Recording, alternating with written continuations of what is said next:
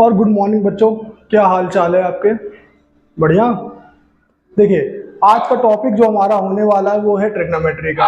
लेकिन ट्रिग्नोमेट्री करने से पहले हम उसके एंगल्स निकालना सीखेंगे, क्योंकि एंगल्स देखिए हम याद तो कर लेते हैं, लेकिन उन याद करने में हमको कंफ्यूजन रहती है कि साइन का टर्म क्या है, कॉस का टर्म क्या है, कॉस 60 कितना आ रहा है, कॉस 45 कितना आ रहा है, और है तो हमारे पास कोई एक दो वैल्यू तो है नहीं, है कई सारी वैल्यू, तो हमें दिक्कत कर जाते हैं। तो बोर्ड्स में वो दिक्कत ना हो, उसके लिए आज हम एक ट्रिक सीखेंगे कि वैल्यूज निकाली कैसे जाती है। और अगर आपने ये वैल्यू निकालना सीख लिया तो आपका कोई भी एंगल वाला सम बिल्कुल भी कभी गलत नहीं होगा। अब पहले देख लीजिए कि हमारे पास sine, cos, tan, cot, cosec और सेक है। तो ये 0 डिग्री, ये 30 डिग्री, ये 45 डिग्री, ये 60 डिग्री और ये 90 डिग्री। अब हमारे पास सारे एंगल्स है, तो अब हम नंबरिंग करेंगे इसकी। जैसे कि नंबर हो गया सबसे पहले ये 0, ये हो गया 1, ये हो गया 2, ये हो गया 3 और ये हो गया हमारा 4। हमने नंबरिंग कर ली। इसके बाद डिवाइडेड बाय 4 कर ली इन सबको। 1/4, ये 1/4 हो गया, यहाँ 2/4, ये 3/4 और ये हो जाएगा 4/4। इसके बाद आप इन पे स्क्वायर रूट लगा दीजिए। लग गया। इतना करने के बाद देखिए हमें सिर्फ एक टर्म निकालना है, साइन थीटा। हमने अगर साइन थीटा निकाल लिया उस अकॉर्डिंग हम सारे निकालने जाएंगे सब। तो सबसे मेन जो यहां पर है वो है हमारा साइन थीटा। अब जैसे अगर हम बात करें, कह रहा है 0/4 अंडर रूट में, कह रहा है हमारे पास कि वैल्यू जो है 0/4 अंडर रूट में है। तो भाई अगर 0 आ रहा है हम इसका स्क्वायर रूट भी निकालेंगे, 0.2 हो जाएगा। लेकिन अगर हम ध्यान से देखें तो ये हो गया हमारा 0.2 स्क्वायर रूट से बाहर आने के बाद, लेकिन तब भी ऊपर 0 है तो कंप्लीट वैल्यू कितनी बना देगा? 0। सेकंड वैल्यू हमको यहाँ कह रहा है 1/4 अंडर रूट में। तो 1/4 जब हमने निकाला तो हमें मालूम है कि ये 2 का स्क्वायर है, तो यहां आ जाएगा 1/2। तो ये टर्म निकल के आ गया हमारा 1/2। सेकंड टर्म कह रहा है अंडर रूट 2/4। इसको कट कर ले, ये हो जाएगा 1/2। 1/2 अंडर रूट में है तो अंडर रूट में ही रह जाएगा, तो अंडर रूट में 1/2 आ गया। अब नेक्स्ट कह रहा है √3/4। अगर हम √3/4 की बात करें, √3/होल में है √3/4, तो √3 तो √3 रह जाएगा और ये हमारा 2 का स्क्वायर है, ये बाहर आ जाएगा। ये वैल्यू हो जाएगी हमारा √3/2।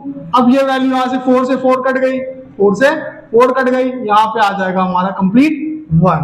देखिए हमारा साइन थीटा निकल गया है। साइन थीटा अब हमारा निकल गया, बहुत ही आसान तरीके से निकल गया है। अब इसके बाद अब जो मैंने कहा था कि हम साइन थीटा निकालेंगे, बाकी उसके ऊपर ही सारी वैल्यू निकलेगी, तो वो निकलेगी कैसे? हमने देखा यहां पर जो साइन थीटा का जो सीरीज चलता है, जस्ट उल्टा कॉस थीटा का भी सीरीज वही चलता है। तो जो उसका 90 होगा वो इसका 0 हो जाएगा, जो इसका 60 होगा वो इसका 30 होगा, जो 45 होगा 45 ही रहेगा, जो इसका 30 होगा वो इसका 60 बन जाएगा, और जो इसका 0 होगा वो 90 बन जाएगा। तो देखते हैं निकलेगा कैसे। तो जो 90 का टर्म था वो इसके 0 का टर्म हो गया, जो इसके 60 का टर्म था वो इसके 30 का टर्म बन गया। 45 का टर्म हमेशा सेम ही रहेगा, 30 जो था इसका वो इसका 60 बन जाएगा, और जो इसका 0 था वो इसका 90 बना देगा। कोई प्रॉब्लम है यहां तक? किसी को भी कोई प्रॉब्लम है? नहीं।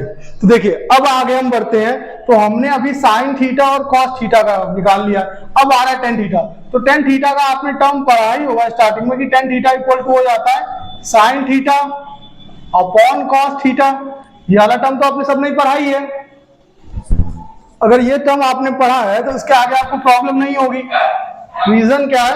क्योंकि देखिए साइन थीटा जहां पे आ जाए तो यहां आ गया हमारा 0/1। क्या आ गया? साइन थीटा 0 और कॉस थीटा 1, 0/1, तो आंसर कितना आ जाएगा? 0। नेक्स्ट क्या आ रहा है 1/2 और उसके होल अपॉन √3/2, यानी कि दिया है 1/2 और उसके होल में दिया है √3/2। इस 2 से 2 को कैंसिल कर दे, तुम्हारा क्या बचेगा? 1/√3। ये वैल्यू आ गई हमारी 1/√3। सेकेंड टर्म कह रहा है होल रूट में 1/2 होल अपॉन 1/√2 का होल, कट गया ये वैल्यू कितनी निकाल देगा? 1। तो यहां पे हमारा टर्म आ गया 1। 60 की बात करें तो √3/2 होल अपॉन आ जाएगा हमारा 1/2, 2 से 2 कैंसिल, यहां आ गया हमारा √3। अब कह रहा है 1/0, तो भैया जब भी कभी डिनोमिनेटर का टर्म हमको 0 देखने को मिले, डायरेक्ट आप अगर लिख रहे हैं कि 1/0, तो ये हमारा क्या हो जाएगा, इंफिनिटी का टर्म निकल आएगा। समझ में आया? अभी निकलता कैसे, अगर हम आगे भी इसको बढ़ाते हैं 2/0 या 3/0, नीचे तो 0 ही रह जाएगा, तो जब डिनोमिनेटर का टर्म 0 बता रहा है तो ये इंफिनिटी हो जाएगा।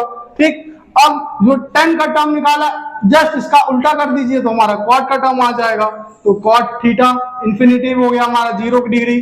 जो 60 है वो 30 बना देगा, √3। 45 हमेशा सिमिलर ही रहता है, 30 ये इसका 60 बन जाएगा, और जो इसका 90 था, 0 था, वो उसका 90 बन जाएगा, तो यहाँ पे 0 आ गया। कोई प्रॉब्लम है यहाँ पे किसी को भी? ठीक, नेक्स्ट आता है कॉसेक थीटा। तो कॉसेक थीटा का हमने एक टर्म पढ़ा हुआ है, टर्म है क्या देखिएगा,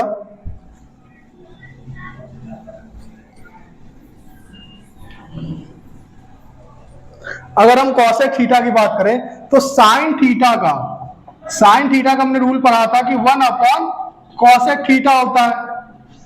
जो साइन थीटा का होता है वही जस्ट हमारा किसका हो जाता है, कॉसेक थीटा का अपोजिट। फिर देखिए यहां पे आ जाएगा साइन थीटा 0 दिया हुआ है, तो 0/1।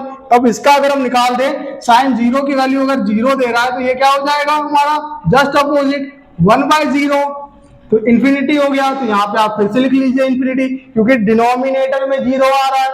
0 कहां आ रहा है, अगर आपका डिनोमिनेटर में 0 आ जाए तो नंबर क्या हो जाएगा हमारा, इंफिनिटी हो जाता है।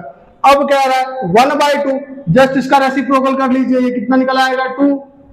अगला कह रहा है रूट में 1/2, इसका अपोजिट कर लीजिए तो ये हो जाएगा √2, इसका अपोजिट करेंगे तो ये हो जाएगा 2/√3, और लास्ट टर्म 1 का रेसिप्रोकल कुछ भी करिए रहेगा 1 ही।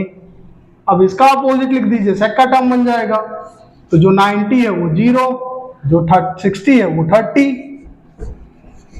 45 का टर्म हमेशा सेम ही रहता है, जो उसका 60 था वो इसका 30 बन जाएगा, और जो उसका 90 है वो उसका 0 का टर्म। इतना समझ में आया आपको?